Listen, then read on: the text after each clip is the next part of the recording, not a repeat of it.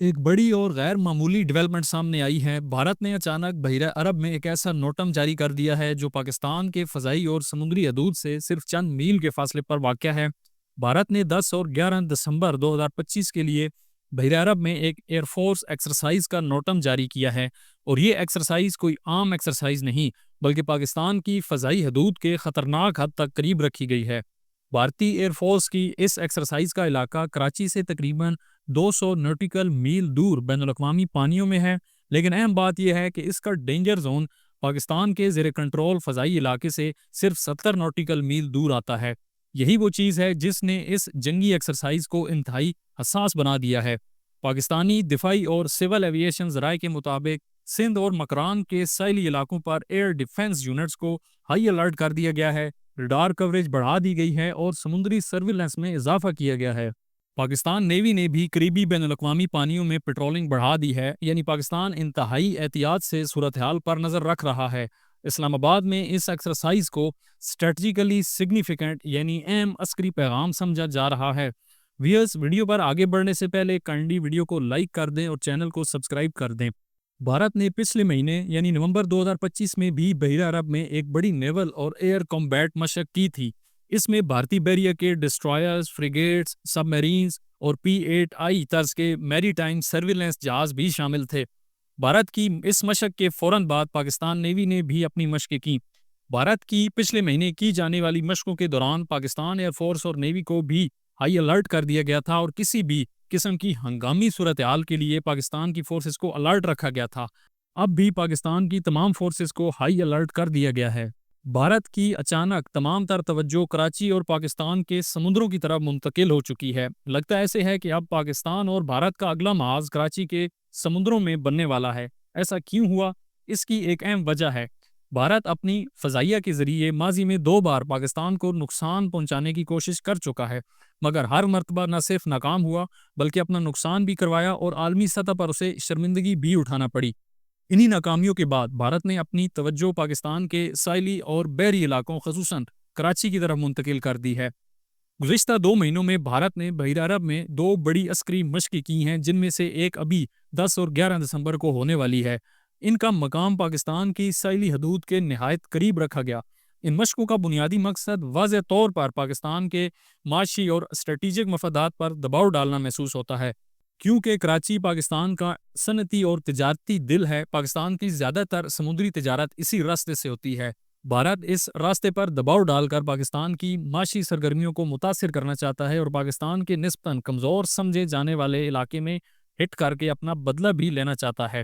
بھارتی بحریہ، جو طاقت میں پاکستان نیوی سے بڑی سمجھی جاتی ہے، ان مشقوں کے ذریعے خطے میں اپنی موجودگی اور طاقت کا مظاہرہ کر رہی ہے۔ مئی کی پاک بھارت جنگ کے دوران بھی بھارتی نیوی نے کراچی کے قریب سرگرمیاں بڑھا دی تھیں، جس کے جواب میں پاکستان ایئر فورس نے کراچی کے ساحلی علاقوں میں اپنے J-10C جدید لڑاکا طیارے تعینات کیے تھے تاکہ پاکستان نیوی کی فضائی دفاعی ضروریات پوری کی جا سکیں۔ پاکستان نیوی نے 2 ہفتے پہلے اینٹی شپ بیلسٹک میزائل کا ایک کامیاب تجربہ کیا، جسے بھارت کے لیے ایک واضح اسٹریٹجک پیغام قرار دیا جا رہا ہے۔ اس تجربے نے یہ ثابت کیا کہ پاکستان نیوی کے پاس وہ صلاحیت اب موجود ہے کہ وہ دور سمندر میں موجود بھارتی ڈسٹرائرز، فریگیٹس اور بڑے جنگی جہازوں کو بیلسٹک میزائلوں کے ذریعے ہدف بنا سکتی ہے۔ اس تجربے کو پاکستان کی نیوی کی جنگی صلاحیتوں میں گیم چینجر اضافہ سمجھا جا رہا ہے۔ اس پر ایک ویڈیو میں نے بنائی تھی، اس کا لنک آپ کو ڈسکرپشن میں مل جائے گا۔ مزید یہ کہ بھارتی وزیر دفاع واضح طور پر کراچی پر حملہ کرنے کے بارے میں بیان دے چکے ہیں۔ انہوں نے کہا تھا کہ کراچی کا ایک راستہ سرکریک سے ہو کر جاتا ہے۔ یہ ایک واضح دھمکی تھی۔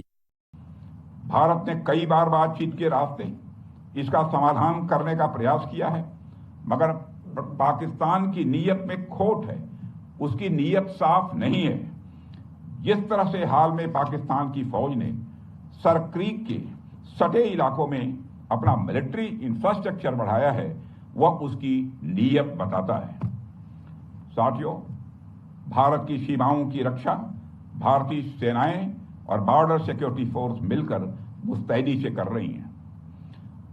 اگر سر کریک علاقے میں پاکستان کی اور سے کوئی بھی حماقت کی گئی تو اسے ایسا کرارا جواب ملے گا کہ اتہاس اور بھگول دونوں بدل جائیں گے میرے ساتھیوں۔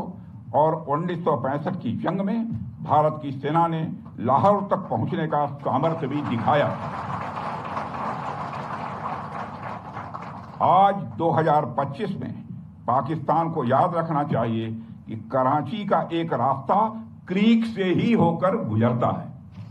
चंद रोज पहले भी भारतीय वजीर दिफा ने एक और इश्ताल अंगेज बयान दिया जिसमें उन्होंने सिंध के बारे में एक तारीखी हवाला देते हुए ये तासुर देने की कोशिश की कि सिंध तारीखी तौर पर भारत से ताल्लुक रखता था और अब वो दोबारा भारत में शामिल हो जाएगा।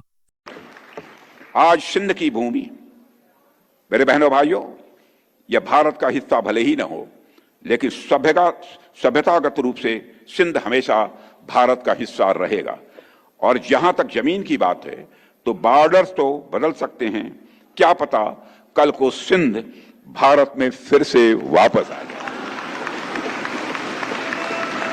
भारत के ये तमाम बयानात और ये जंगी मशकें और बढ़ता हुआ इश्ताल वाज़ेह तौर पर इशारा कर रहा है कि भारत की तमाम नज़रें और जंगी हिकमत अमली अब कराची और पाकिस्तान के समुद्रों की तरफ मुंतकिल हो चुकी है और आने वाले दिनों में आपको पाकिस्तान और भारत के दरमियान कराची के समुद्रों में किसी किस्म की बड़ी झड़प या कशीदगी बढ़ती हुई नजर आएगी।